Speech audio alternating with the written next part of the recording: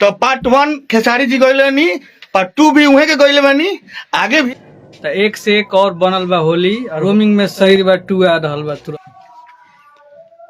नमस्ते प्रणाम सब जनता जनार्दन के। कम समय में चंदन दिलेर जी देख रहे हैं, थैंक यू बाबा। परवीन शर्मा जी, बहुत कम समय में आप सब 2 मिलियन के करीब हिला देनी ओकरा के।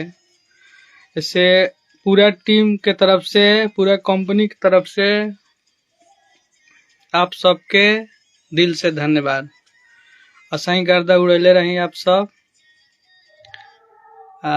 बहुत बढ़िया वीडियो भी भइल बा, वीडियो के भी जवाब नहीं खे। अब बहुत एनर्जी में ब्याह जी काम किए हैं, सपना जी भी काम की है। बहुत सुंदर बता दी है? होली के भी आ रहल बा सॉन्ग। होली भी आ रहल बा, एगो होली आइलो बा, माहौल बनता धीरे धीरे होली के। तो एक से एक और बनल बा होली और होली भी आवता। रोमिंग में शरीर बा 2 आ रहल बा तुरंत। वाह जल्दी। तो पार्ट 1 खेसारी जी गइले बानी, पार्ट 2 भी उहे के गइले बानी, आगे भी जौन भी पार्ट 2 आई उहे के गायम।